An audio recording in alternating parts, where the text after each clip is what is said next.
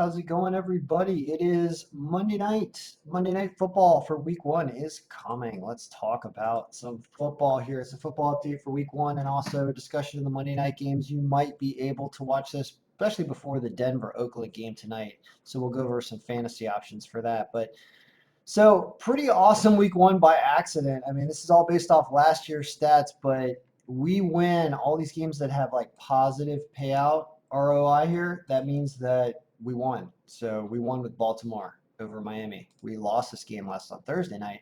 We won with the Seahawks. We won with the, well, hopefully we'll win with the Broncos tonight. We won with Dallas. We won with the Chiefs, my pick. So I'm still alive in all these survivor pools. The Rams win. This is a push. I hate ties. We'll talk about ties next week as I when I do week two preview, which by the way goes out to subscribers to this file. It's only $25 a week, 250 for the year, or you can get $50 for the whole month of September as well. That's the best deal if you want to subscribe and get this before the games happen, so you can make action on them. Eagles win. Saints are up tonight. We're favoring them against Houston, and Buffalo pulls it out against the Jets. Chargers win. Vikings win. Titans are our upset pick wins. By the way, Bills were an upset pick that win. We beat Vegas on both those games. Patriots crushed Pittsburgh, and the only game we lost on Sunday was Tampa Bay, and they were all the way down here at 4.8%. They were the lowest pick in order, so if you're going to lose one or two, it's at least good to lose one at the bottom. Now let's talk about tonight because as you can see, Denver is up here on the list in fourth. This is all last year's stats. We just kind of got lucky in week one. I don't want to claim too much credit because it's just a lot of luck. We didn't even have the right players' stats essentially in here yet. But whatever.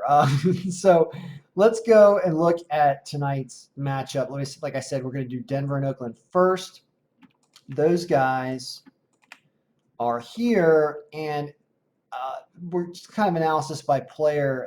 Oakland team in turmoil. They actually don't have, and Oakland doesn't have Antonio Brown. He's got traded to the Patriots, so he's not even on here. So if you look at what Oakland has, Derek Carr probably will put up some points tonight, and he's not a bad pick in general, fantasy-wise. So he's okay. But running back-wise, they have a Josh Jacobs, I guess, is their new guy. So he's the one that's heavy salary-wise, and then Jalen Richard was from last year probably. Tight ends, Darren Waller, looks like here. Like it's really people that should be playing. Wide receiver, Antonio Brown not there, so it's Tyrell Williams, Ryan Grant, people I don't really recognize. That's why I think Denver is going to have a better game. And Denver, you got people like Emmanuel Sanders. Flacco should be playing. Your other QB option is Brandon Allen, which may get, I don't know if Flacco, well, I don't know. We'll have to see. There's a lot of stuff going on tonight. Heuerman, Noah Fant, I guess is the one you want as the tight end. Philip Lindsay's put up the most points as a running back for them, but Royce Freeman's a nice little more sleeper pick. And then wide receiver-wise, I took Deshaun Hamilton and some stuff because I bet you that Denver's going to probably win this game pretty handily based on how bad things just the cloud over Oakland and having to release essentially the best talented wide receiver in the league right before the start of the season because of all the social media drama, let alone everything else. It's just I think that weighs on a team too much, and it's tough for Oakland to pull something out with what's going on there. So I want to target some guys on Denver tonight. Let's also talk about New Orleans and Houston. So the file's favoring New Orleans tonight. You never want to count out Drew Brees. He's like Brady in a sense of just kind of being old and winning and throwing passes and just knowing the game. I don't know. He puts up points. So you probably want him there. Who's he going to target? Tight end wise, is he going to target Jared Cook? Maybe. Are they going to run it with Alvin Kamara on Latavius Murray? Maybe. I always like Ted Ginn as a wide receiver because he's got a nice video game that is fun to play. Ted Ginn's like kick return. That's how I first heard about Ted Ginn. And he also goes long and scores touchdowns. So he does that like once a game at least. And probably like once a game is good for it. So consider that. Michael Thomas, Tre'Quan Smith. And Houston-wise, though, Houston's an interesting team. I'm a little scared for the algorithm today because I do think Houston's stronger than and New Orleans might start out a little sloppier after they got the officiating destroyed them in the championship last year. Deshaun Watson has some good points. He's probably pretty mobile.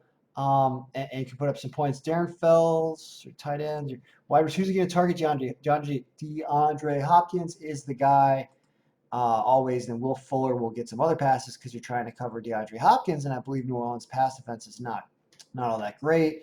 Duke Johnson, Carlos Hyde sometimes can make a lot of runs in a game, and he's pretty cheap here. So that's basically the rundown for Monday night. There'll be some week 2 stuff coming out, but subscribe. I could use the subscribers. We had an awesome week so far, and this is a true and tried and true tested algorithm. We're just using numbers, and if numbers mean anything, we end up winning in the long run, and usually they do. So may all of our picks be winning, especially Denver. They're at a line of minus 165. If that's still good, that is a phenomenal line. You should definitely take Denver tonight. It's a tougher play with the New Orleans game where they're minus 310. I don't think that's a good line for the Saints at all. I'm almost considering Houston plus 7.5, but never count out Breeze. Never listen to me. Always listen to the algorithm. So we're out.